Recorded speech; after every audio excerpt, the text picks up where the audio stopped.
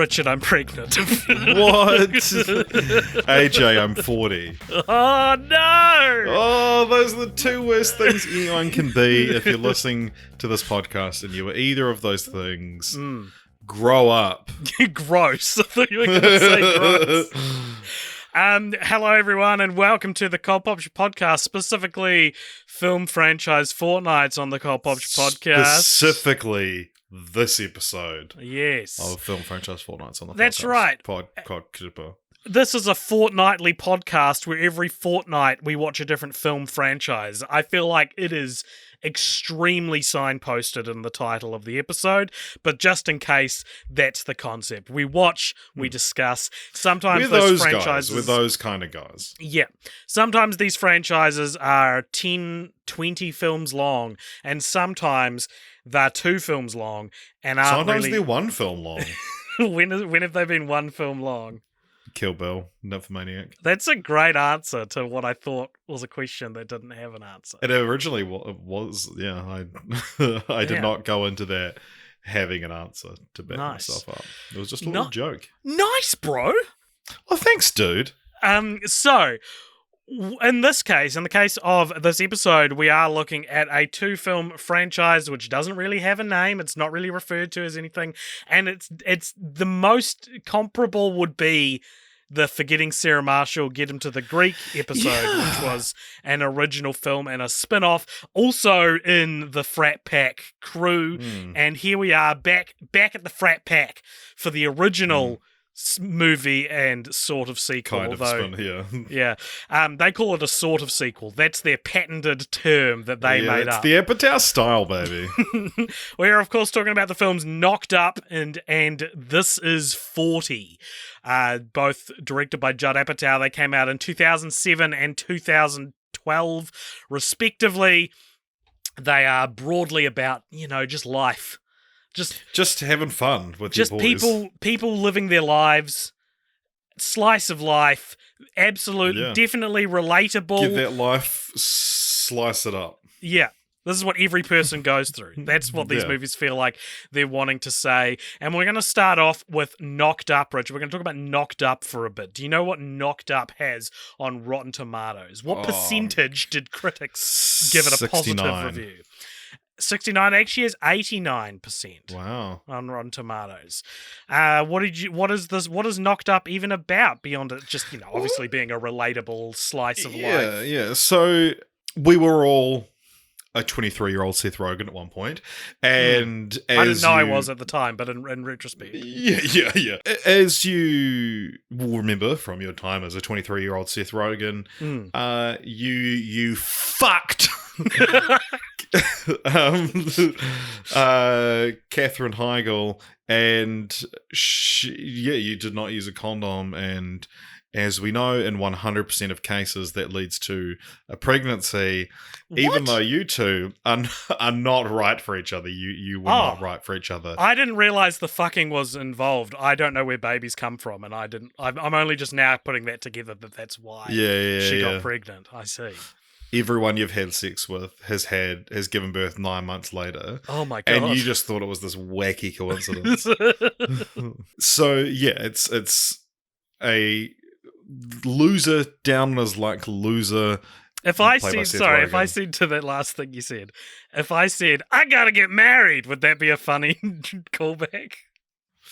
Yeah. If you're like everyone you fucked has now had a child, and I said I gotta get married, does that play? Does that fly? Yeah, it's because it's somewhat of a Santa Claus reference, but it's also a kind of a Good Luck Chuck reference. Yeah. Not really, but that was where my mind went. Or Delivery Man, where Vince Vaughn has to take his 500 responsibility babies. for that all his movie babies. Should be called Vince Vaughn Has 500 Babies. Anyway, so yeah, it's Ben.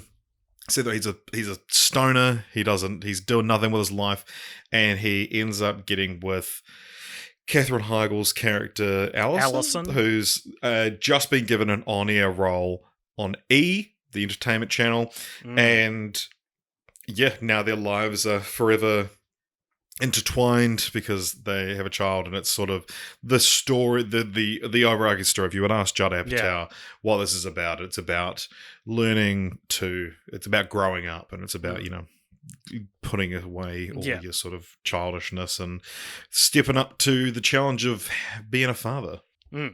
Yeah. And also So- we meet this other couple, Leslie Mann and Paul Rudd. Yeah, they're the sister and brother-in-law of Katherine Heigl's characters, who we'll talk about as well. So, obviously, 89% on Rotten Tomatoes. I would regard this as the Seth Rogen movie. Like, this was, if you said, pointed a gun at my head and said, name a Seth Rogen movie, I'd probably say Knocked Up would be my first. Wow. It's the quintessential Seth Rogen movie, but This would be what, like his first leading role, really? it was his first leading role, correct? Yep. Wow, yeah. What did you think of Knocked Up? Had you seen it before? What's your journey with this film? Well, Seth Rogen has been in a surprisingly few amount of... Oh, no, he hasn't. Never mind. Well, yeah, it's like I'm looking at his table on Wikipedia, and it's like his director, writer, producer table, but then his acting table is huge. Anyway, what did I think of it? Did you ask? Yeah, I did ask that. Yeah, so if you'd asked me 2 weeks ago, or any other time between 2007 and 2 weeks ago. 9 months ago, maybe. Yeah, I would have been too busy fucking without a condom. And I would have said, Knocked Up, that's great fun. Not necessarily would have given you any jokes that I loved or anything like that, but I would have been like, yeah, Knocked Up, it's like a fun rom-com, and it's sort of our generation's rom-com, like this, 40-Year-Old Virgin, Superbad. This was our When Harry Met Sally. This was our Sleepless in Seattle when we were in high school sort of age. Watching it now, though, I feel like I've completely grown out of this film. Right. Like, I just found all the characters so annoying and just so unlikable. And I know that it is this thing where, because the characters are supposed to grow throughout the film, there is supposed to be a point where you go, oh, you know what, I like them more now, and I maybe didn't like them as much as I thought at the start.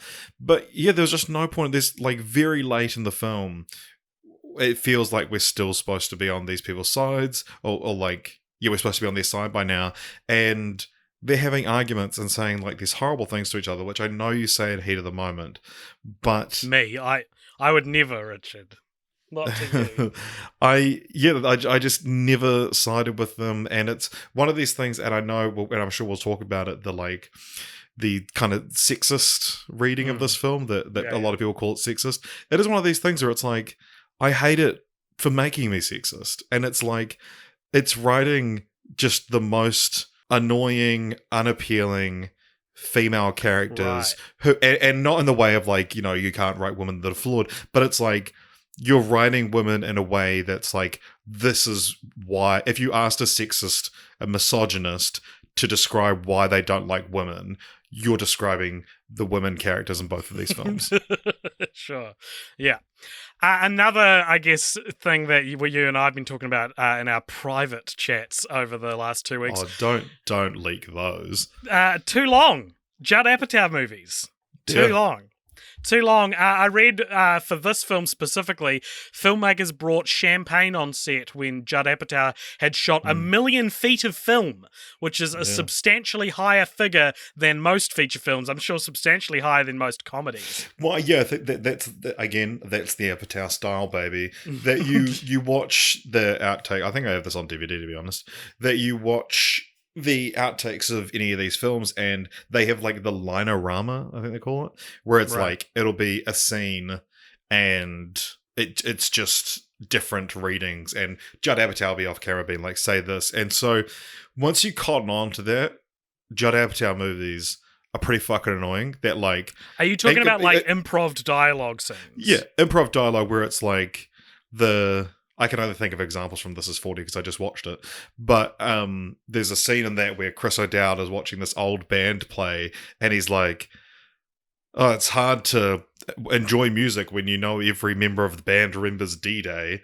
And it's like, he would have done 20 different old people jokes, just, trying them off. It's like, if you were to review this movie, or actually the classic example of this is like in 40-Year-Old Virgin, the You Know How I Know You're Gay scene, that it's like, this scene could have been they probably filmed it for like half the day, and it was just them coming up with jokes. Yeah. It's too long and it's not very funny. Yeah, and you just let characters improvise at each other until the scene sort of just ends. And that's the...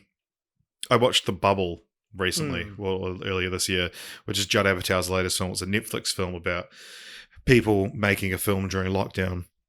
And fuck, it's the worst film I've seen all year. Wow. And it's the epitome of, you just let people improvise at each other, and then you just eventually cut away from it. There's no button on the scene. It doesn't end on a great joke. It's just two people who oftentimes aren't comedians, so they're not super funny, just saying lines at each other, and it's so bored. Like, the filmmaking is bored, and it's...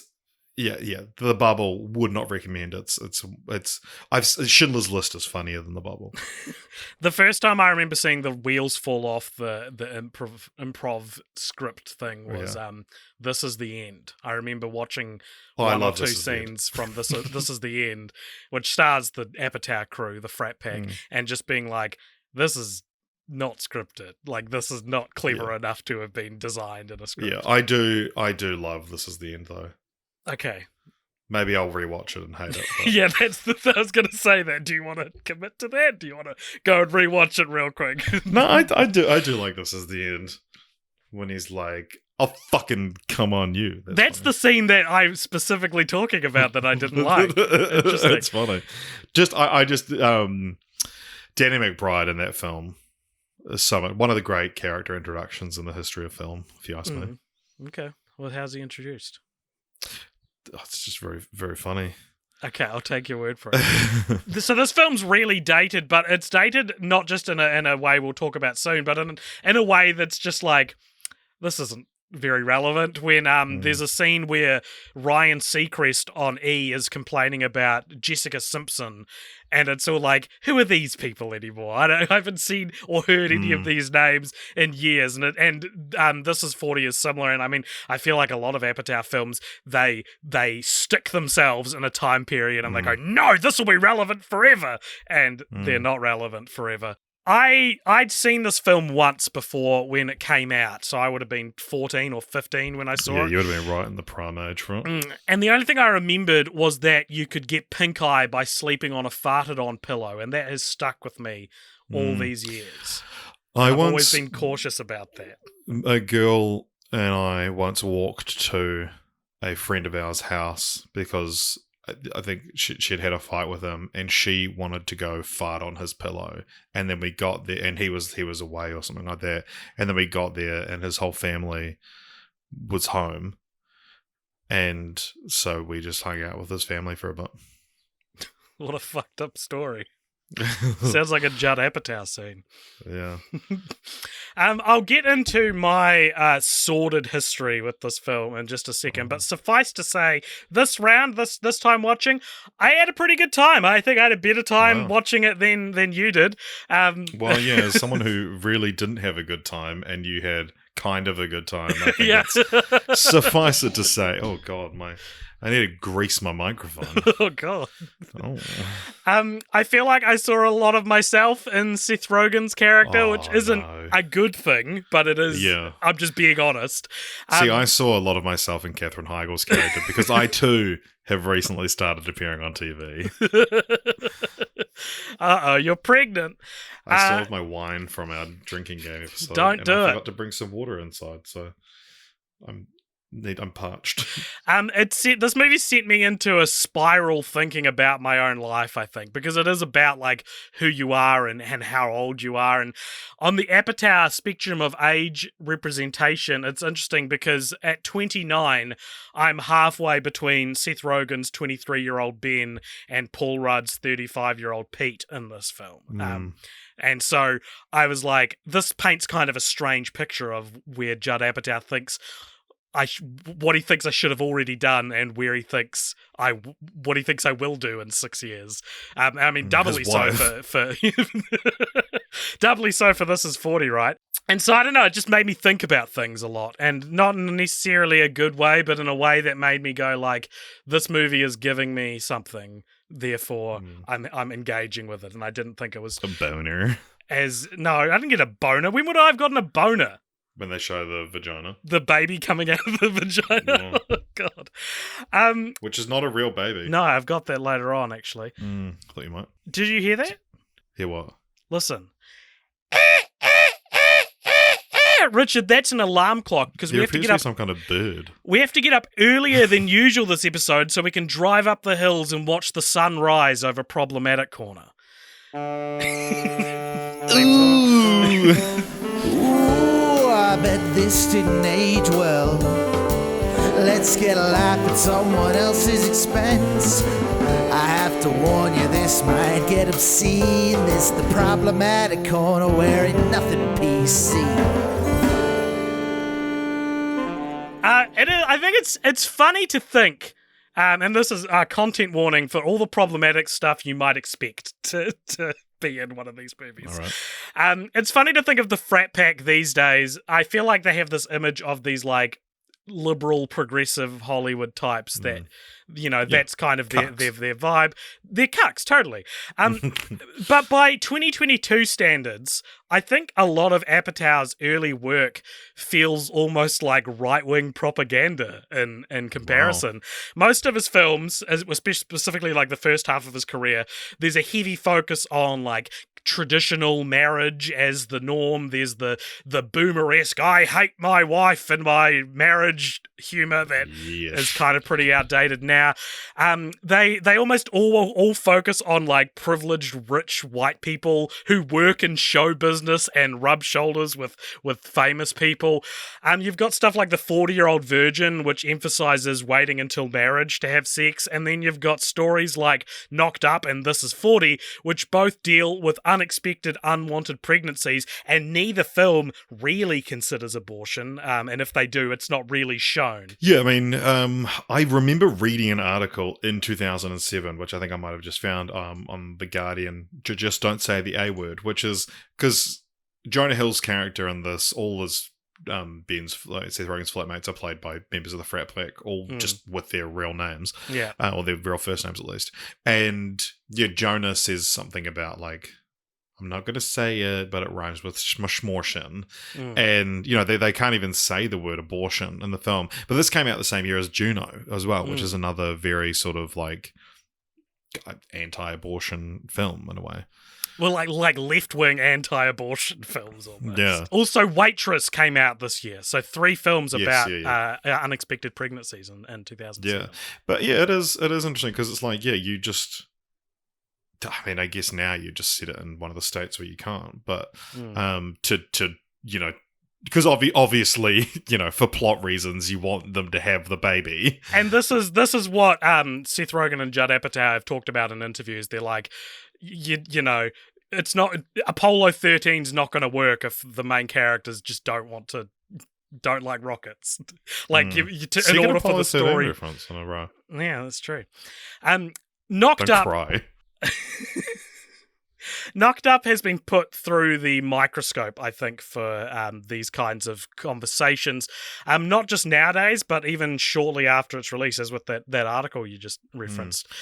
We've got things like Leslie Mann's character is anti-vax. It's a throwaway line, but it's like, wow, you just wouldn't write that into a movie. It's it pops up a few times in This Is 40. Right. About how she's anti-Western medicine. And that's right. Yeah, I gave our kid antibiotics behind your back. Yeah. Jesus. And I've also the title Knocked Up refers to like slave owners impregnating they're slaves as well. There's a whole context behind it.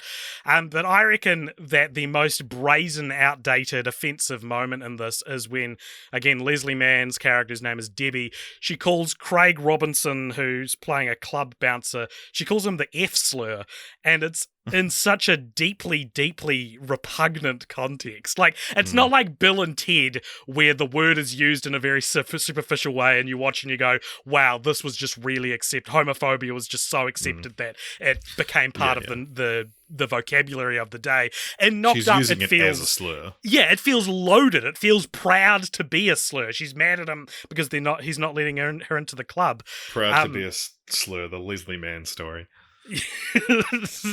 And I just thought it was gross. But the most of Knocked Up's controversies come from contemporary criticisms, as you said before, that the film was sexist, which was fired from all sorts of places, including, reviews and think pieces. Actor and occasional Apatow collaborator Mike White, the guy who did like School of Rock with Jack Black, and White Lotus as well. Yeah, right. Yeah. We will be taken to the cleaners if we don't mention White Lotus. Don't mention White Lotus. He spoke out about it and said that he doesn't like how women are depicted in Judd Apatow films.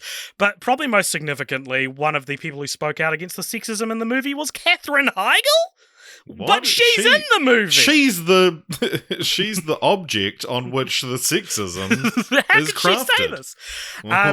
In a Vanity Fair interview, she talked about how she had a hard time enjoying the film. She said she liked making it, but in watching it, she said it was a little sexist, and said that it paints the women as shrews, as humorless and uptight, and it paints the men as lovable, goofy, fun-loving guys. Which no man ever is, really, are they? No, men hate fun. And of course, the creators, filmmakers involved in the project and the world at large responded with grace to Katherine Heigl's concerns, and they used this experience to look inward and become better people. And Richard, I've written here, not... Very good. What are in you, response... Borat? This is 40 reference. Thank you very much.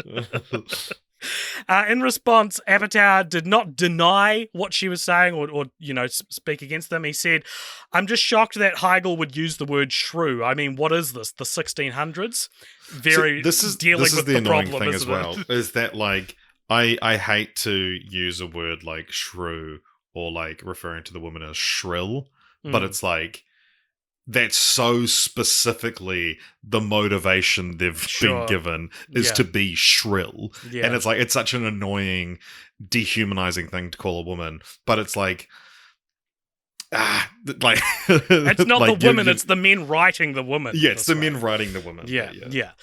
He also went on to say that the characters in the film are sexist at times, but it's really about immature people who are afraid of women and relationships and learn to grow up. Nonetheless, Heigl's comments, they got a bunch of attention. She was labelled an assertive, impatient go-getter who quickly tired of waiting for her boyfriend to propose in a Huffington Post review.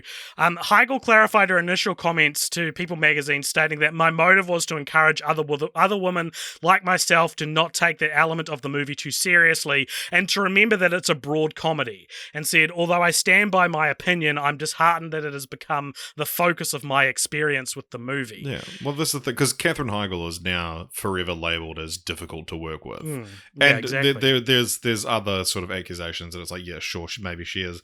But it's like, yeah, it's this annoying thing where rather than being like, well, okay, is the movie sexist, and looking at it and blaming the men, they just go, Katherine Heigl's a shrill bitch, isn't she? Yeah, exactly. And she's been blacklisted from Hollywood essentially for these comments. There's a Slate article written by Megan O'Rourke who talked about Katherine Heigl's comments and said that Knocked Up was, as David Denby put it in The New Yorker, the culminating artifact in what had become the dominant romantic comedy trend of the past several years, the slovenly hipster and the female straight arrow.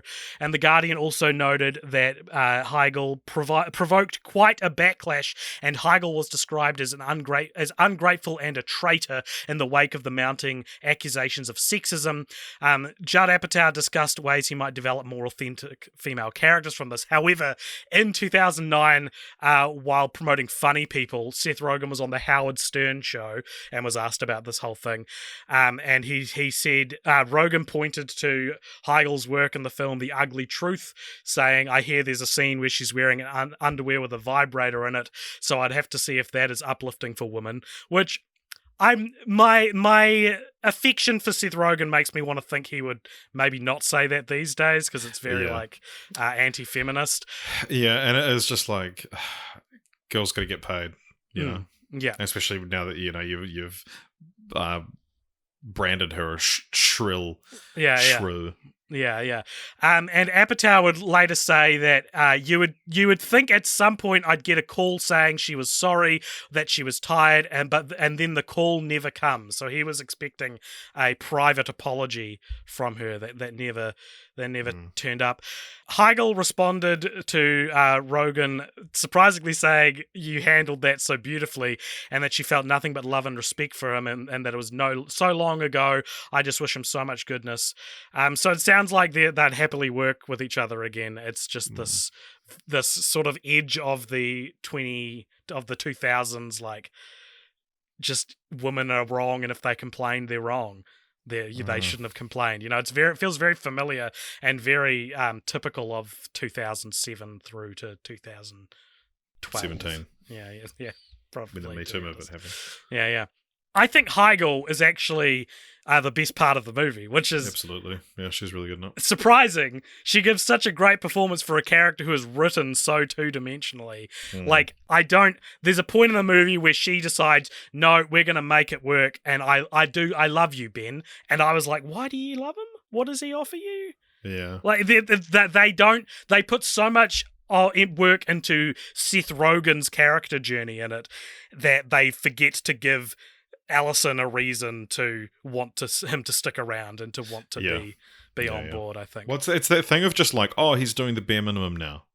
You know? Yeah, exactly. That's so much of it. And it's like, wow, you know, as guys, we're supposed to be like, oh, wow, he stopped smoking weed for a couple of days. But it's like, how are people watching this and going, yeah, that's a stand-up young man. When I saw this when I was a teenager, I really didn't like it. I was a... See, I'm the opposite. I love it. Yeah, I was a deeply religious, conservative teenager, as we've discussed a few times on the podcast before. And I remember my main problem with the film was that it insisted to include weed and stoners as main characters, something I didn't think was necessary. I was like, you just want to make movies about weed. What does a movie about getting knocked up have to do with stoners? Knocked Up was the first time I'd heard the names Seth Rogen and Judd Apatow, and I actually spent most of my high school years insisting they were both overrated. The golden age of the frat pack, I was the exact right age for through high school, and it was wasted on me because I was like, don't like them. Don't like Judd Apatow. I did always like Forgetting Sarah Marshall, though, so I guess there is always an exception. All these years later, though, living as what I'd like to think is a progressive, open-minded, non-religious person who I'm sure you would love to call a stoner, but between you and me, weed is actually really hard to find in Christchurch at the moment, so I don't think I smoke enough to be called a stoner these days. Wow. It's one of those situations where now I still don't really like Judd Apatow, but for opposite reasons. Like, why are you putting all this romance and pregnancy in your cool weed film? Watching Knocked Up now, I actually really appreciate the fact that Ben and his friends are stoners, and I think it makes a lot of sense. And if anything, it paints weed and stoners in a poor light, because it's using it to emphasize how unfit for fatherhood this character is, right? Like, well, he smokes weed. That's actually good writing, not me being like, why is this in here? I think that conversely, while the crass conversations and language used to describe women or the out of nowhere homophobic slurs, they only bothered me as a young Christian because the film was being rude. Because there wasn't more of them. And, it was acknowledging women can be sexual, which was something I was uncomfortable with when I was 13. Now they're the hardest parts of the film to abide by, but the one constant opinion I have from my old self and my new self, I think, is that it's weird to make a whole storyline about Debbie being worried about Pete, that she's worried that Pete is cheating. So this is Leslie Mann and Paul Rudd. Peating. She's worried he's cheating, only to find out he's been sneaking off to play fantasy baseball. And then later on, in the scene, which is like the scene that should have been cut from the movie to make it under 2 hours, when Paul Rudd and Seth Rogen go to Vegas together. There's a scene where Paul Rudd gets a lap dance from, is it Stormy Daniels? Stormy Daniels, who slept with Donald Trump. Yeah. And Seth Rogen tells the story about how she told them at the time that she'd had sex with Donald Trump, and he said that, 2007, a porn star tells you they've fucked Donald Trump. It's the least surprising thing. What a great Seth Rogen! You've been hiding that this whole episode. Yeah. So after making a big deal, like narratively, out of the fact that Pete is not cheating, they go and he like shoves his face into Stormy Daniels' butt. It gets, this is cheating, especially because Debbie doesn't know about it. Like, it's so close to cheating. Doesn't know, can't hurt her, right? Well, that's very Apatowian of you. Right, lads. Do you know what I mean? Like, it's so weird to then include that scene. Well, maybe if it had happened in Atlantic City, but as we know, what happens in Vegas stays in Vegas. I forgot about that clause. Did I tell you about what I waved to me in Vegas? No, you said it stayed there. Yeah, exactly, I didn't. To tell me. Yeah.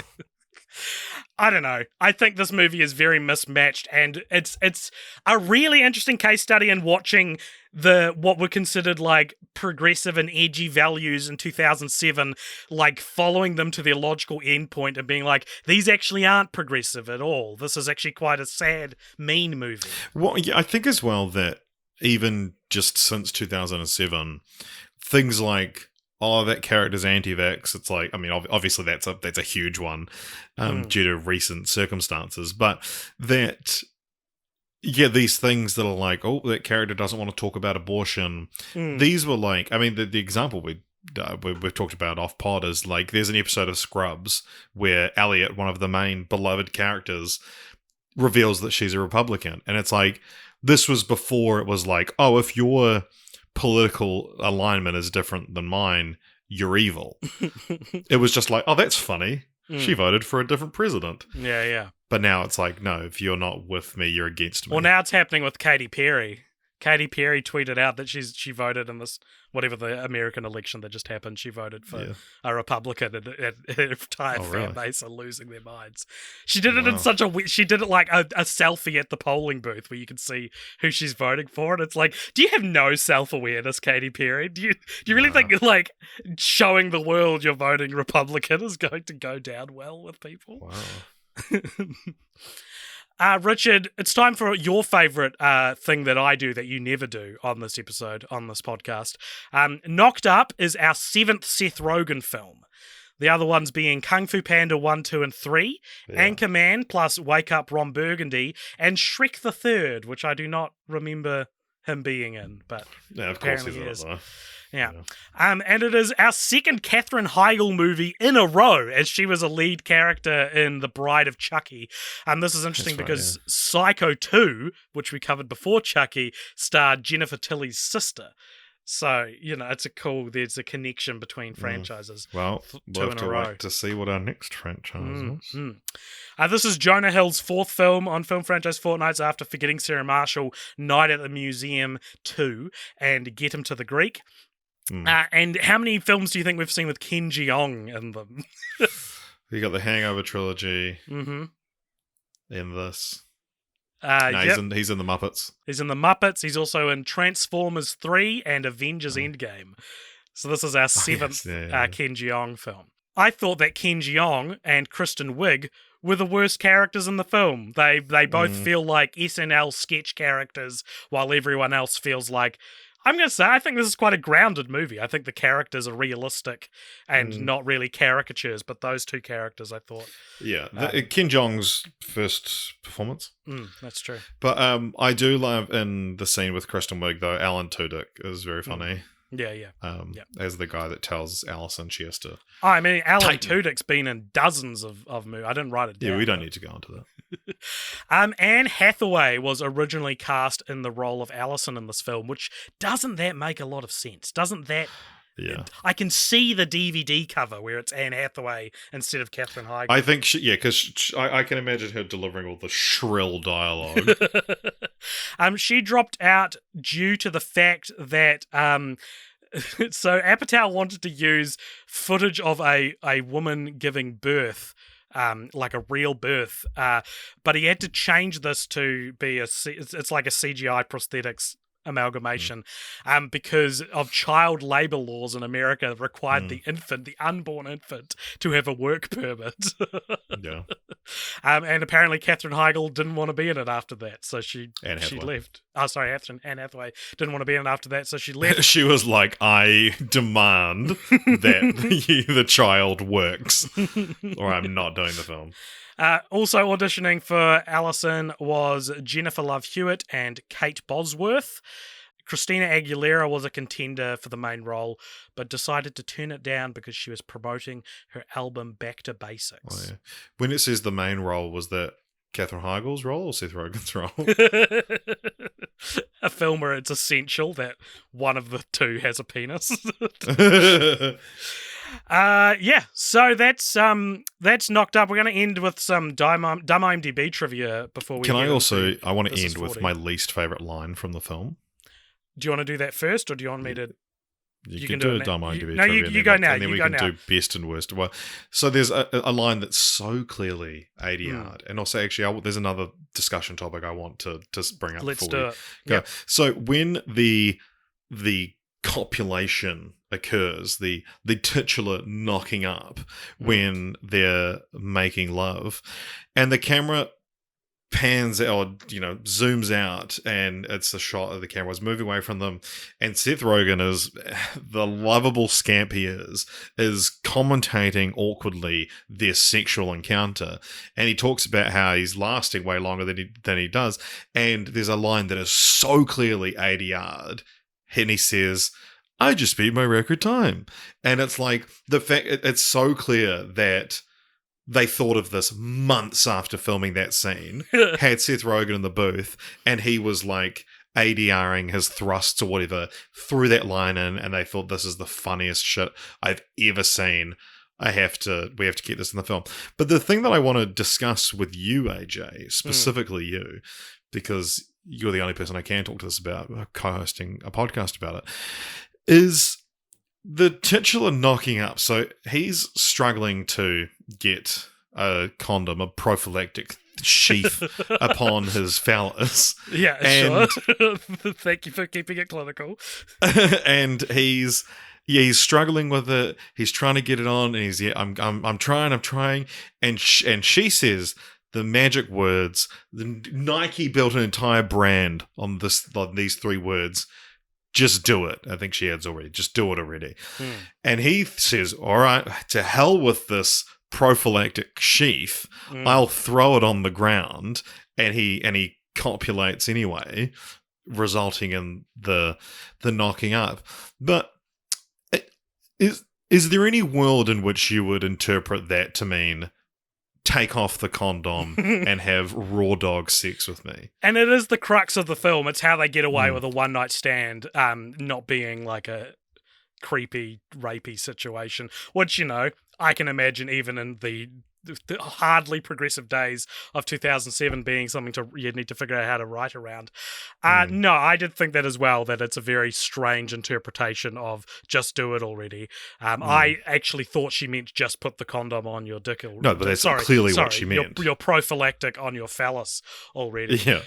And that's clearly what she meant, and I think that it's insane that he would interpret it like that. I think that a better way to do it would have been like the condom breaks, or you know what would have been even better? If Seth Rogen's shitty flatmates had like pinpricked all his condoms as a prank, and so it's like I think the condom breaking, because it's like it's been in his wallet for so long, and then because you're not supposed to keep a condom in your wallet, and that's a good like, advice for the young people watching this. Right. But instead, like, it's clearly just so they could have one argument later on about, like, no, I told you to get on with it. You said don't. But it's like, no, it changed that argument to, I thought you were wearing a condom. I was. And then he pulls out his wallet and he's like, yeah, look, I've got one here. Don't you know you're not supposed to keep it in your wallet? What? They should put that on the label. Oh my God, it does say that on the label. Nice. That it's like...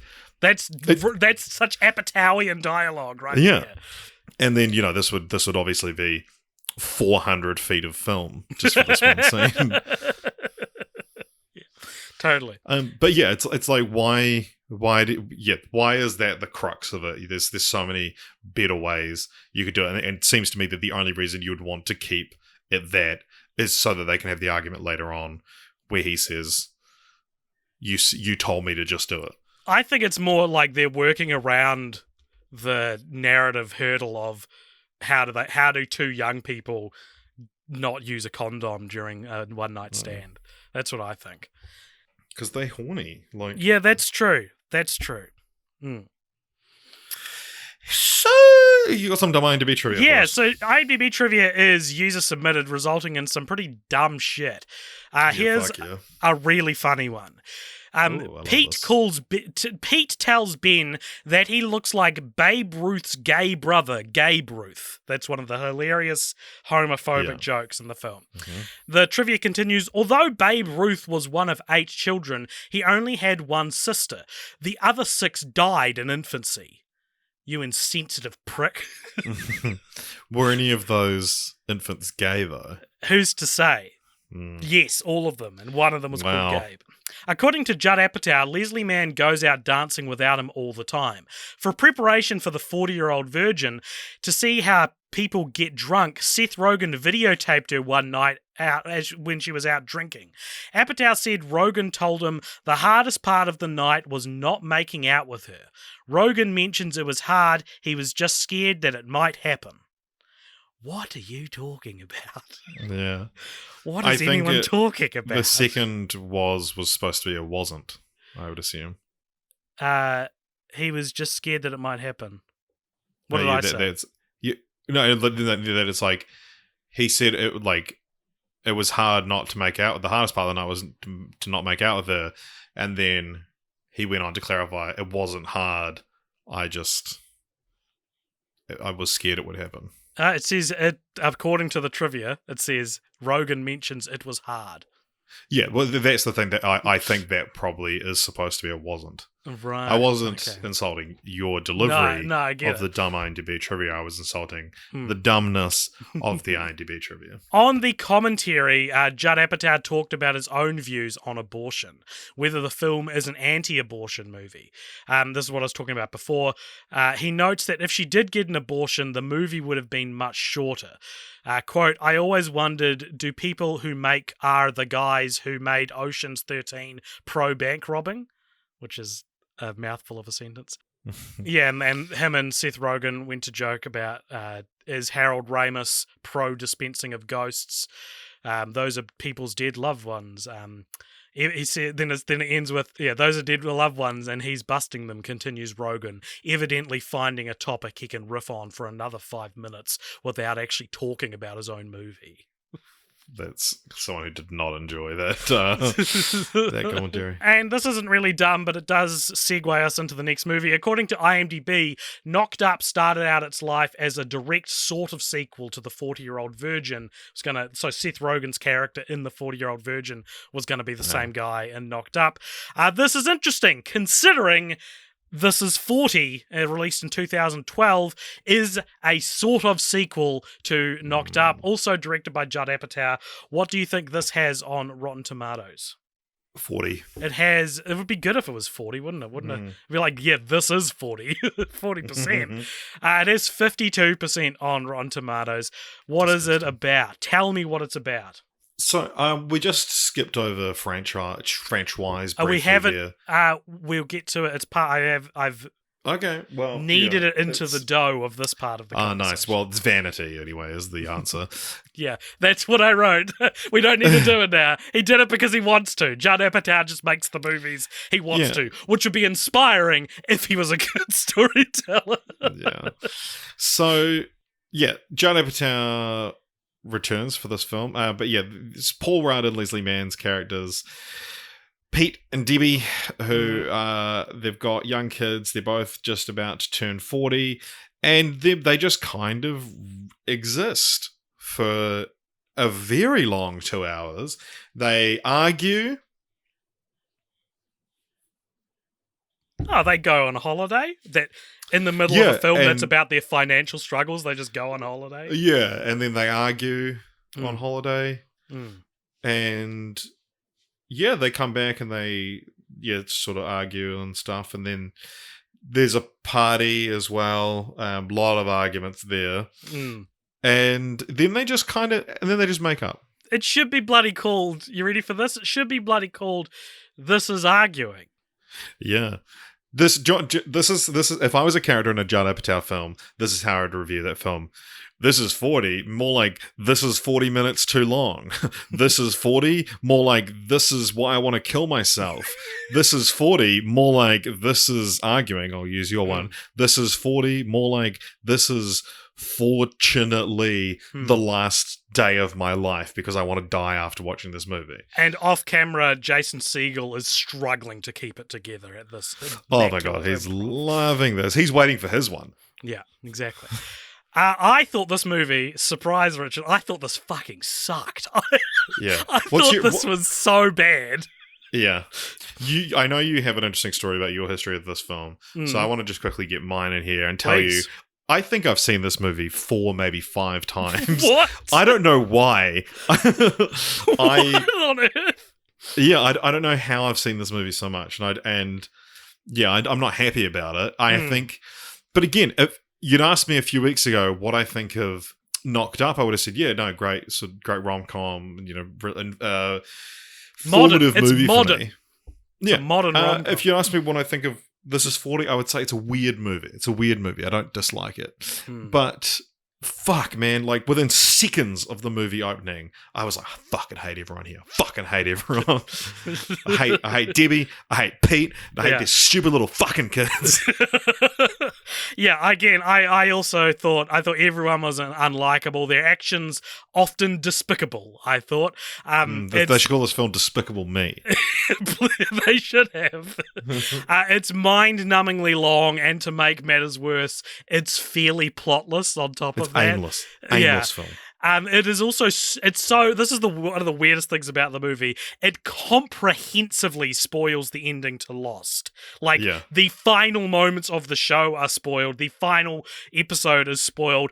And it goes too far. Yeah. Like, with the joke that they're talking about. This is like the Ryan Seacrest talking about Jessica Simpson of This Is 40, is that Lost is a big part of it. But, like, a character discusses, like, a thematic analysis of the ending in one scene, and it goes past the end. It goes past the point of being like, "This is funny." You're mentioning something that is contemporary, part of my pop cultural experience. To like, this isn't. If you haven't seen Lost, you might be mad that it got spoiled for you, and also it goes past the point in which a layman knows what you're talking about. It's just like, I don't understand what you're talking about. And if you have seen Lost, it's just like, why did you so thoroughly. Why'd you spoil that for someone? Yeah. What? And it's so thorough. There is no wiggle room. I'm to the point where I'm not going to say what they say in the movie because it's too far spoilers for this podcast, I think. Yeah. So I've teased in the last 2 podcast episodes that I saw this at the cinema and walked out halfway through, and I would love to be able to tell you, Richard, just because I hated it and because I didn't want to give it the time or the day. But no, this happened because I went with my friend who worked at the cinema, and we were in the mall, and he just unexpectedly got 50-cent tickets because that's his discount. And we went in and we had to do something in an hour and a half. And so we only stayed for that long. I remember we got at least as far as Melissa McCarthy's big self-indulgent improv rant before we had to leave to do something. I do not remember hating the movie as much as I do now. Yeah. We were young. You mentioned Melissa McCarthy's hilarious rant there. So she is the mother of a little boy who is frenemies with the main character's daughter, and Debbie gives him a very harsh telling off, and then Pete Crosses the line, I'll say. crosses the line with her and telling her off. They end up in the principal's office, in which what happens? Richard, paint the picture. Melissa McCarthy goes on an extended threatening everyone because Paul Rudd and Leslie Mann just deny everything going on. The principal sides with them, and so she goes off swearing and threatening everybody. And tell you what, funniest scene of the film, only redeeming thing in the film for me. And then the credits plays like the blooper reel of that scene, and I tell you what, it's fucking hilarious. Similar to the Anchorman 2 blooper reel spoke about a wee while ago. Whenever I see like a video, it'll pop up my recommended videos, this is 40 outtakes, I will watch that scene every time because outtakes are funny. It's just funny to watch people laugh, and I think Melissa McCarthy is hilarious. I will concede that Melissa McCarthy's ability to improv is impressive, and she says some pretty funny things in the scene. But the whole plot line has got to be one of the most dated aspects of the movie, I think. It's so stupid and I hate it. But Melissa McCarthy is very funny in that scene. She is talking to Pete and says, your wife, and he like points at her shoulder, and then she's like, you just touched my breast and you assaulted me.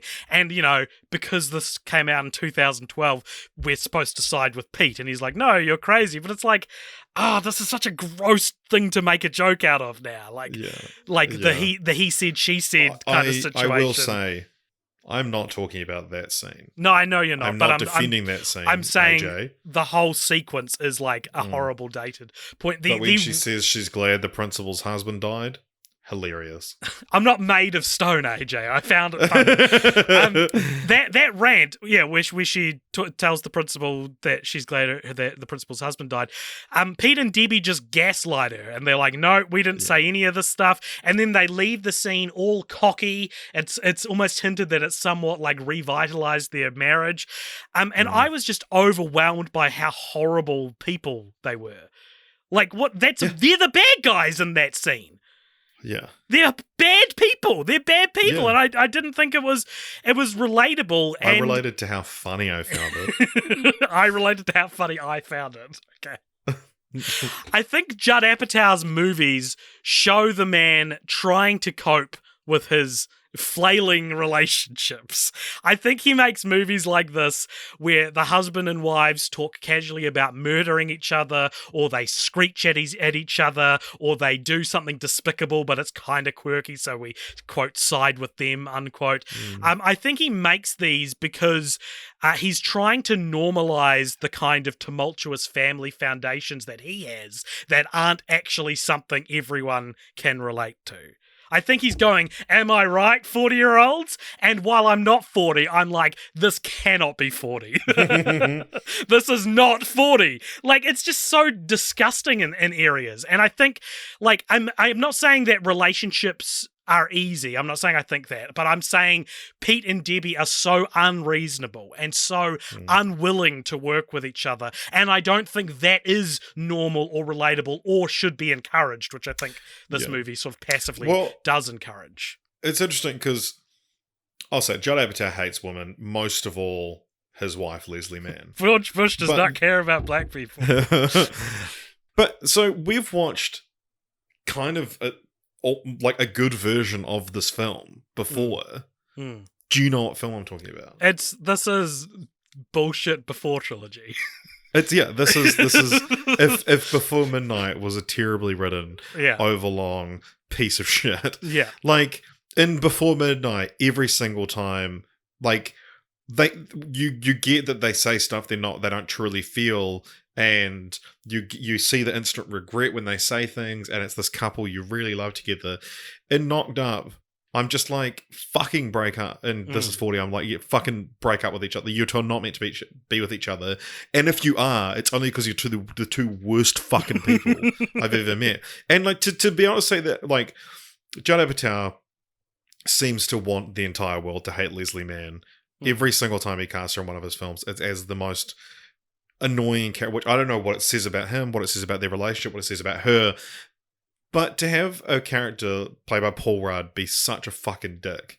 And then, but one thing that's interesting though is because you have his dad is played by Albert Brooks, who it should be the most unlikable character in the film, but he's lovable because it's Albert Brooks and he does a great job of just being a fun guy. There's a scene where he's talking to John Lithgow again, although he has a bit of a redemption arc, and he's talking to him about the fact that John Lithgow's a spinal surgeon, and he's like, do they have hunchbacks anymore? And he's like, yeah. And he's like, well, and he's like, don't never see them anymore. He says, well, that's because, we have spinal surgeons. And he goes, every time I don't see a hunchback, that's you getting a little bit richer. And it's like, it's just a fun conversation. He's a good conversationalist. Like he's towing the line a little bit, but it's like, he's just a likable guy, even though he's this washed up deadbeat that leeches off his family.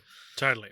Yeah, totally. I agree. And I think I'm not saying that movies need to be relatable, but when you make a film with the title This Is 40, it implies you're wanting to depict the quintessential slice of life snapshot of being 40 and having a family. But I think Judd Apatow has been too lucky and privileged in his life, and so showing characters who own a record label and own a boutique clothing store and have these platforms and positions that regular people strive their whole life for, you don't really care that they're in financial trouble because a lot of it's do we sell our mansion? Yeah, exactly. Yeah. And it's so funny that this is what he thinks everyone goes through. And weirder still, and I know this will come up in Meeting of the Elders, but I did have something I wanted to say about it, which was the family at the center of the film consists of Paul Rudd, Judd Apatow's wife, Judd Apatow's eldest daughter, and Judd Apatow's youngest daughter. So it is essentially the actual family minus himself. And how weird must it be for Leslie Mann to recreate fights that you've presumably had with your husband, but with someone imagine they have a fight. I'm talking in real life. Judd Apatow and Leslie Mann have a fight where they get to the point of would we even still be together if it wasn't because of the kids? And imagine moving through that. Then imagine 2 weeks later he's like, I've written it into the script. It was perfect. I love this. I think it also speaks to how unresolved a lot of the problems in this movie feel by the end. By the end of the movie, I don't feel like they've turned over a new leaf and now they're going to listen to each other more. It's just no, we've seen this happen already. The cycle will repeat. And it's a weird lack of self-awareness and yeah, there you go, repeat. So, one thing I want to discuss with you. Pete returns in this film, Debbie returns in this film, Sadie, Charlotte, they all return. Dr. Pellegrino, the gynecologist, is a holdover from Knocked Up. Ben is briefly mentioned. Is Jason, played by Jason Segel, the same character? Because we also have Charlene Yee, who plays Charlene in Knocked Up. She plays Jodie in Knocked Up. Plays Jodie in This Is 40. No, that she's Jodie in Knocked Up as well. I'm pretty sure she plays Charlene. I could look it up. I can look it up faster. No, she does play Jodie. Yeah, I thought it was another hey, here's this actor Jonah Hill and get him to the Greek situation. But yeah, Jason Segel. Yeah, I think he's the same character. He's because in Knocked Up he had a crush on Debbie, and in this it's he's her personal trainer, and I think there's still that sexual, not tension, but so you think he got clean? Yeah, I do. I think that's implied because he's still called Jason. I don't think it's a creative decision of choosing which characters to bring back. I think they were let's bring Jason Segel back because we like Jason Segel. Oh, he was in the last one. Fuck, he could just be the same character. Who gives a shit? Yeah. I hated Jason Segel in this movie. Well, specifically, there's a scene where Jason Segel and Chris O'Dowd, who is one of Pete's employees at the record label, they are competing for Megan Fox's attention, who is great in this film, also working at their boutique store. And I hate any scene where two men are vying for the same woman. It makes me uncomfortable, especially because when it's happened to me in real life, I just bow out. You've always lost. That's not I've always lost, as I get so uncomfortable. No, I would have won, but I bowed out. And I hate that Jason Segel comes out on top as well. He quote unquote wins the yeah, well, he wins the object that is Megan Fox. Like, isn't Jason Segel's whole thing that he's like Hollywood ugly? Like, it's weird to like put him in. But the thing is, Chris O'Dowd's Hollywood uglier. Do you reckon? I reckon Chris O'Dowd's quite. I think Chris O'Dowd, if you were a girl Okay. and you met Jason Segel or lovely Irish Chris O'Dowd at a party, I reckon Chris O'Dowd would have more. Does one of charm. them have gross facial hair? No. What do you think Chris O'Dowd has gross facial? Oh, he's a moustache. Well, in that's the this. whole joke of the film, that he has a smelly moustache. Right. What are their star signs? There's a lot of variables you're not going into here. Yeah, they go into the star sign, and there's this bit. Is one of them implied to be gay? This is and what I'm therefore talking worth about. less? I just hated this, and in this overlong, stretched out runtime, like, cut the scene where Megan Fox gets with Jason Segel. Also, cut the whole film. Cut it. One other weird quirk in this movie I want to talk about is you mentioned Albert Brooks and John Lithgow before. So Albert Brooks plays Paul Rudd's dad. Pete's father. Yeah. Pete's dad, and John Lithgow plays Debbie's dad, and Debbie's dad absent has a whole new family, right? The joke of the film is Albert Brooks has a youngish wife, and they've got there's fireworks going off. They've got they've got test tube triplets, right? Mm-hmm. So there's 3 babies that they are. Oh, this is so fucking annoying. It's not fun when I don't want them to be doing it. I can't hear anything. Okay, maybe it's fine. So the whole joke is that Albert Brooks has 3 babies at such an old age, right? He has 3 toddlers. And then you get introduced to John Lithgow's character half an hour later, who has a new family and also has young children. And I was like, what a weird thing to do twice. What a the Albert Brooks one is supposed to be like a quirk, whereas the John Lithgow thing is he has a new family, but it has this unintended effect of them having a double beat where they both have the same character. I'm about to double beat your ass. I really liked a review for this film by Robbie Collin of the Daily Telegraph. He gave the film 2 stars out of 5. He commended its premise but criticised its execution and said, "This is 40 is a comedy film about the hell of getting older in a place where aging naturally is the last taboo. And I only wish it lived up to that utterly inspired concept. Every scene feels like an airbrushed composite of dozens of rambling takes, and 133 minutes is drainingly long for a story this sitcom slight." Yeah. I think that's a great way to put it. This is 40 is our 13th Paul Rudd film, which I did not realise he's been in so many. So other than Knocked Up, he's also been in Ant-Man, Ant-Man and the Wasp, Captain America Civil War, Avengers Endgame, Romeo plus Juliet, Anchorman, Wake Up Ron Burgundy, Anchorman 2, Night at the Museum, Forgetting Sarah Marshall, and of course, Halloween, The Curse of Michael Myers. Conversely, this is only our 3rd film for Leslie Mann, who is in Knocked Up and George of the Jungle. Bill Hader is in...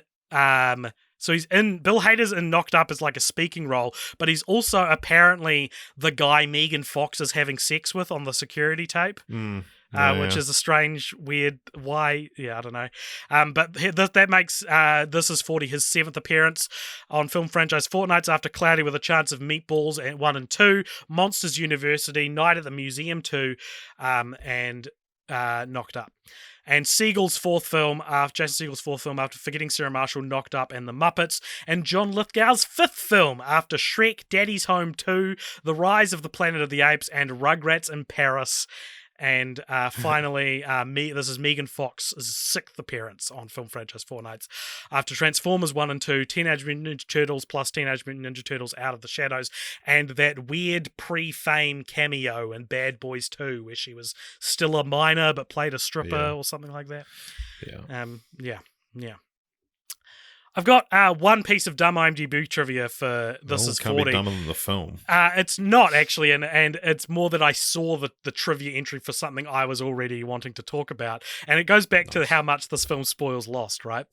This is what it says. When the family is in the car, Sadie is watching Lost. The episode she is watching shows an explosion where Jack is thrown from the impact. This episode of Lost takes place in the final season, Season 6, Episode 13. There are a total of 17 episodes in Season 6. Sadie says that she has 8 more to watch, but it should only be 4. She also says there are 114 episodes altogether, where there are 118 episodes total. I had the same thought. She was like, I've got 8 episodes left. And I was like, but the clip we just saw was from The Last Recruit, which is like one of the last episodes. You don't have 8 episodes left. That's so easy to check as well. Yeah, it's such a weird thing to get wrong, because obviously they got close enough that they looked it up. Yeah. You know? So, like, why not make it accurate? You're already comprehensively telling us everything else about the show.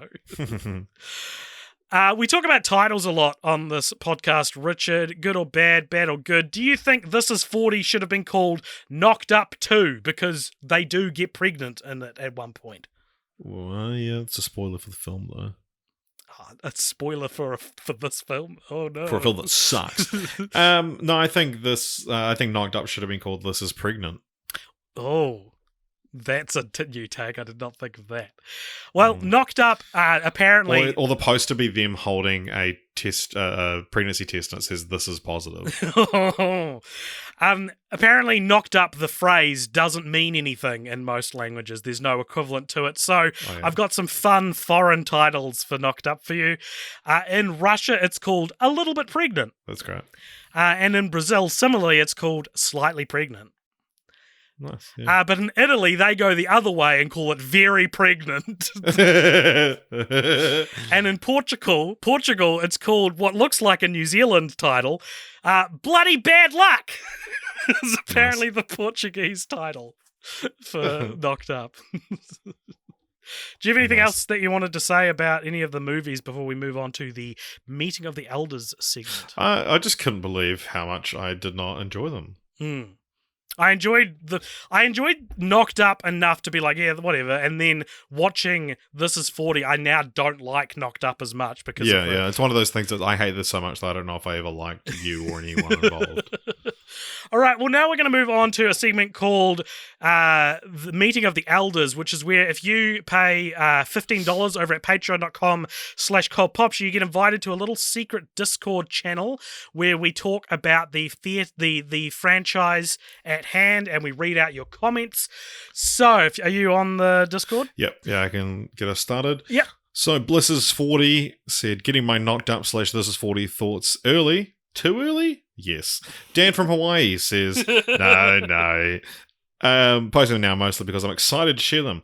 On Christmas Day 2012, me and my 2 best friends made our way to a midnight showing of This Is 40. Midnight showing, okay. Of This Is 40. I had never seen Knocked Up, but I will say that I didn't really think it was a necessary watch for this. That said, the experience remains to this day my favorite movie-going experience ever. The theatre was completely empty aside from us. There we go. So we were able to openly riff on the film as it went on. We laughed and we joked about the stupidity of the film, and eventually we were a bit fed up with it. The film is way too long, and we just kind of started talking about other shit as it continued, eventually shouting, "This is 40 minutes too long," which was my review for the film. I'm just now realizing what it looked like I stole that joke. And having a good laugh. It was an amazing experience that we were never able to quite recapture due to theatres never being quite so empty. I truly miss those times. With all that said, the film did have a certain charm to it. As a coming-of-age type story, it felt pretty genuine. But it feels very slice of life and wasn't really a story that deserved to be in or even needed to be in theatres. There's not really a hook or even synopsis you can really give the movie. Everything you need to know mostly is in the title. They are 40, yep, that's about the extent of it. Maybe I'll watch it again when I'm a 40-year-old heathen who will totally get it. One additional note is the laid-back nature of Paul Rudd in this film really led me to appreciate his rise to being a fucking Avenger.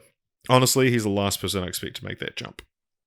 Interesting. It's hard to see Paul Rudd as never being capable of Ant-Man now, though. Like, it feels like. Yeah. But yeah, no, maybe that's a good point. Dan from Weiss says Knocked Up was a huge game changer for a New Zealand music label, Dawn Raid, and then has a little preview of Swing by Savage. Drop to the floor and let me see your hip swing. Swing. Yeah. The song Swing by Savage was used memorably during the dance scene during their fateful night out, and I'm curious how the popularity of the song was something talked about at the time. And your thoughts on other New Zealand music that makes a big splash internationally? How bizarre. Yeah, it is bizarre. I mean, Swing, to put it into perspective, Swing is not a movie I associate with Knocked Up at all. I actually didn't remember it was in it because it was such a ubiquitous song in New Zealand for probably many, many, many years before 2 years beforehand. Knocked Up. Yeah, this was huge. It's got a great video of them at the washing thing. But yeah, it was at a laundromat. It was re-released, but yeah, it was this really funny thing that was like, oh yeah, that song that's been and gone from New Zealand, making it big in an international movie. Yeah. Cheese says, when I first saw Knocked Up, I thought it was really funny. I expect on a rewatch it wouldn't age that well. I think I saw This Is 40 with my wife, and I don't know if we finished it because it was just kind of depressing. I've heard there's going to be a third one with the same director. What do you think it will be? What do you think it will or should be about, and why? Very interesting to just try and skip us ahead to continue the franchise section. So we will answer that question, Cheese, just after this section. Brent Tilly still hasn't changed his bloody username. He sort of scattershotted a bunch of thoughts, one of them being how weird must it be to have your entire family in a movie but Paul Rudd serving as the you surrogate. And he also said he thinks that I kind of fucked you and finished is a very funny line, apparently. Yeah, so Craig replied to Dan about the song Swing. Craig is from New Zealand. My neighbour Craig says, this song was very big at the time. If I recall correctly, it was a hit in New Zealand before the film came out, but got a second run up the charts following Knocked Up. The video is very funny. Savage was an interesting guy, the rapper. He did a song called Moonshine featuring Akon and a strange red-haired woman whose specialty was hip-hop violin. Great song, Moonshine. I won't spoil it for you. Because I'm in the club with you, yeah. Yeah, it's very fun. My side. Yeah, there was like a time when Akon just came to New Zealand and did a few songs. There's another one called Keep On Calling with P Money, which is a great song. Craig goes on to say, as well as a track called They Don't Know, which was notable for featuring a friend of a friend from university in its music video. She played the part of a catty hot girl hip-hop fan, while in reality, she was an insufferable hipster who listened to stuff like Belle and Sebastian almost exclusively. I really like that Craig is saying it was notable for It's notable for featuring a friend of Craig's. Yeah. Knocked Up was a fun film that I haven't seen in like 15 years. I never saw This Is 40, but I've heard it was pretty bad. And as someone who's only a few weeks away from actually turning 40, I'm too scared to watch it. A question! Do you think Swing was picked for Knocked Up because it was the best song for the scene, or because New Zealand hip-hop would have been like way cheaper to license? I think there's a little column A, column B going on. I think that there will have been Seth Rogen or someone will have just like come across this song maybe being in New Zealand and like couldn't stop listening to it, you know? One funny thing about Savage that like he seems like a fun guy. The main thing is I remember an interview where on New Zealand radio or television with Jono and Ben who and they were talking about, like, you know, when you go in for, like, the bro shake, when someone, rather than putting their hand straight out, perpendicular to their body, sort of lifts it up highly, and, you know, you're supposed to come in low, and then it's like, is it just this, and then, like, a click, or do we, you know, do the half pat on the shoulder? And they were, like, asking Savage about this, and Savage was just like, my dude, the amount of bro shakes I've fucked up in my life. And it's just like, it's so funny. Nice. And Dan from Hawaii mentions the documentary Dawn Raid that they watched that went over the popularity of the song as well as the huge bump it got from Knocked Up, and Savage was deaf covered too. And also says that, it's in the middle of the Venn diagram about was it picked because it was good or because it was cheap? Yeah. Meeting adjourned, I believe. Meeting adjourned. So the last fun segment we have to do on this episode, Richard, is continue the franchise. But before we get to our own ones, director Judd Apatow stated he is interested in a possible sequel, shifting focus off married couple Pete and Debbie and moving it to their budding teenage daughter Sadie, which honestly, sounds like an interesting idea. Yeah, but also if she's 13 when this is 40 and this is 50, would be 23, not a teenager. Whereas Charlotte, their 8-year-old, would now be 18, maybe going to move out of the home. Wow, there we go. There's your plot. Is that your is that your sequel idea? But also, I just want to say, you can't have a film called This Is 40 and then, okay, let's be optimistic, they film the thing in January, comes out in next year. You can't have a film come out 11 years later and call it This Is 50. Well, that sounds like what is going to happen, Richard, because in March of 2022, Apatow was in early development of writing a script with the film set 10 years after the previous title, This Is 50. God damn, do I not want to see 3 movies of a couple's relationship not getting any better over the period of nearly 30 years.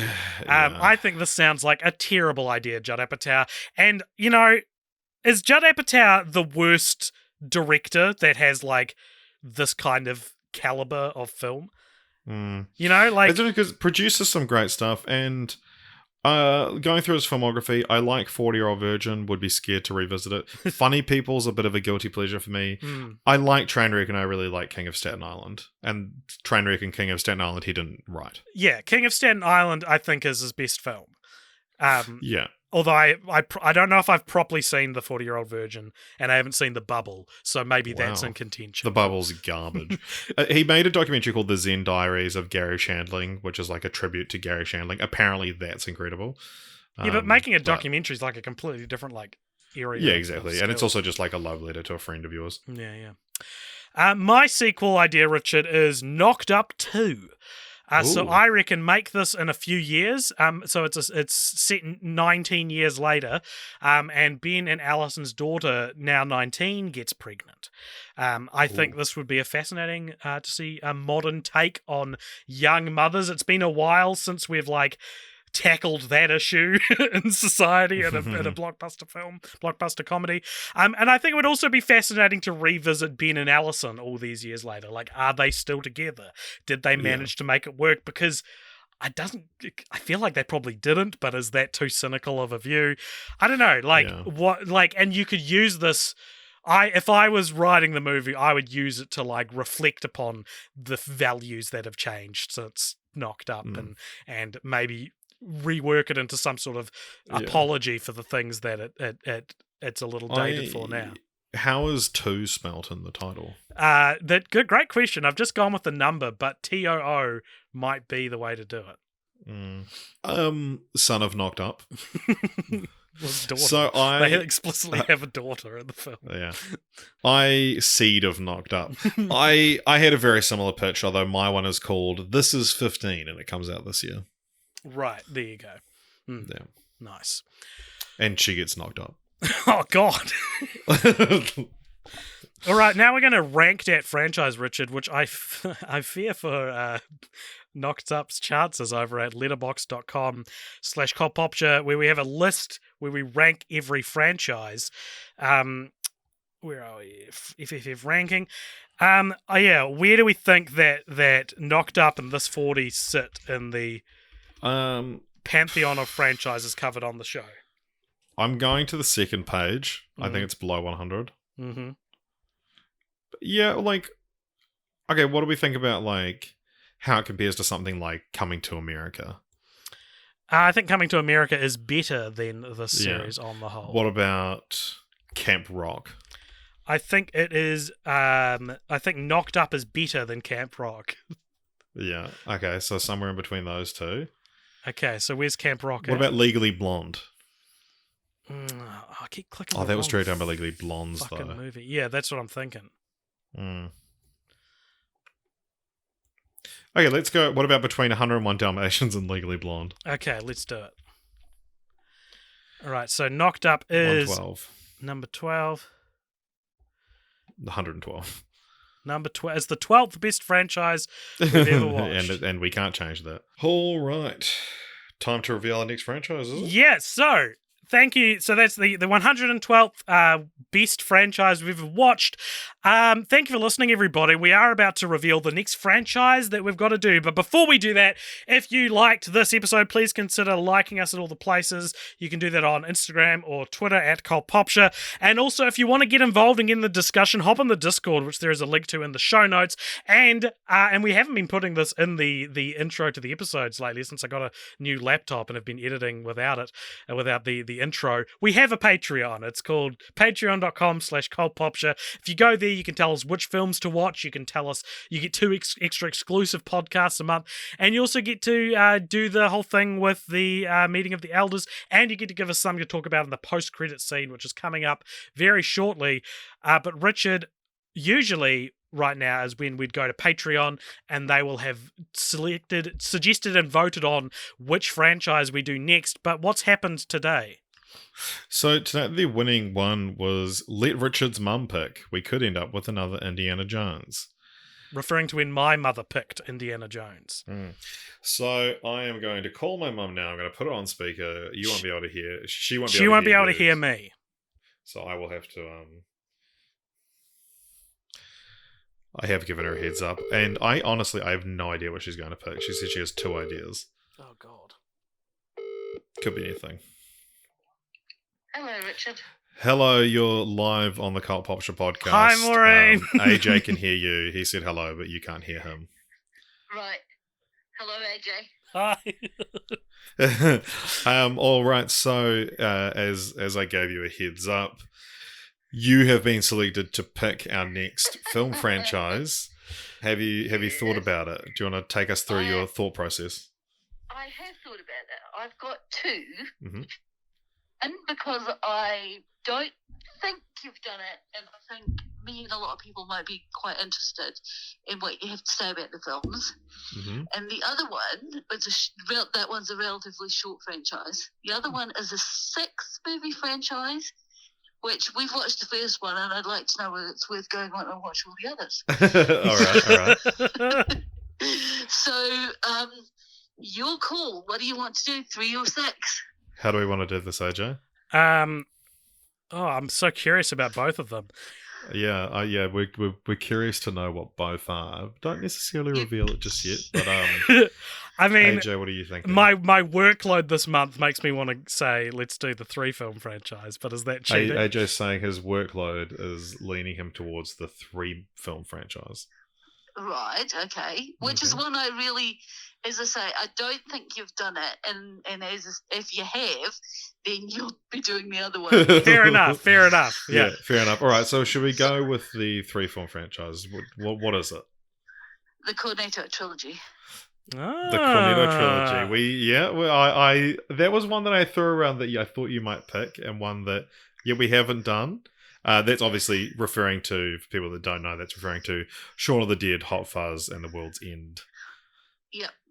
Which I know that you have got quite a bit probably to say about those films. Yeah, exactly. I've been teasing for years a story. Fuck. Between me and AJ from like a pre-podcast thing that relates to that franchise. So I'll be glad to finally tell that story. Is that the one that I know quite well? Yeah, but there's a little. I'm sure he's told you. No, there's a postscript to the story, which involves AJ, which I don't think I would have told you. All right. Okay. Well, do you want to? So we'll lock in that, but do you want to reveal what the 6th film franchise was? The Jason Bourne films. Yeah. I've also only seen the first one. I've seen Jason Bourne. Yeah, they've been showing them on TV. Your opposition, and I thought it's 2 good things, so I thought we'll take them, but are there 6 of them? I think there's only 5. and I don't know if we could be bothered. But yeah, I really would like to hear what you got to say about the Cornetto trilogy. Yeah, I think that'll make for a good episode, and it's keeping within the spirit of the fans have dubbed this Nice Vember, where we're supposed to just cover nice film franchises. And I think, getting the matriarch of the Martin family involved in that decision to pick, a very sort of seminal franchise for AJ and I is a good call. All right, that's very good. Well, I'll let you get back to We're watching Did- cricket. Oh, yeah, how are we doing? Hasn't started well for New Zealand. All right. Yeah, As so- as you know and as AJ knows, but as the fans may not know, I'm on the edge of my seat waiting to find out how New Zealand does in the cricket tonight, because if the clock strikes midnight and we have won the cricket, in 5 hours I will be getting up to go to the airport to fly to Melbourne. If we lose, I will be getting up in 9 hours to go to work. Right. Oh well, I'll wait with bated breath to see how New Zealand goes. Yeah. Nice talking to you guys. Thank you for Thank coming you, on the Maureen. podcast. Thank you. All right, I'll talk to you later. Thank you very much. Bye. Hey, a real good dynamic for a podcast is 3 people, but one can't hear one of the others. I think it speaks to how much cooler your mum is than my mum, that your mum knows it's called the Cornetto Trilogy. Yeah, nice. Yeah. My mum wouldn't even know, like, she'll maybe remember Shaun of the Dead, but I don't think she would know that they're related to anything else. I watched that. What's it? Jacob of the Dead. Also, the Bourne series is 5 films, which I don't know if that would have All right. necessarily changed by. All right, By called choice, out, but- Maureen. You've been called out. So, yeah, that's a fun one, and that is one that I introduced my parents to as well, and they're both fans of. Nice. And you'll finally get to hear the story I've been teasing for years. It's not a good. that I I'm will gonna. one I'm day. gonna use all the effort I have and all the influence I have to downplay how good the story is. It's not that good. It's just Richard holding something over me that I didn't even remember. Yeah, you would forget it conveniently. Well, thank you very much for listening, everybody. Stay tuned for the post-credit scene that's going to come at you after this music ends. And what's a knocked up appropriate line to end the episode on? It's I gotta get married. Welcome along to the post-credit scene, everybody. This is a segment at the end of each episode where if you donate $5 or more over at patreon.com/cultpopture, you get to give us something to talk about in the post-credit scene. Richard, can you tell me who is it from and what is it? How to get to Sesame Street. I sure can. This comes to us from Ruben, and it says, "Have you guys watched The Boys yet?" Well, I mean, I watch The Boys bloody every night. My cat, I call our cats The Boys. Right. But no, The Boys, the TV series on Amazon Prime, also a Seth Rogen thing. He executive produced it.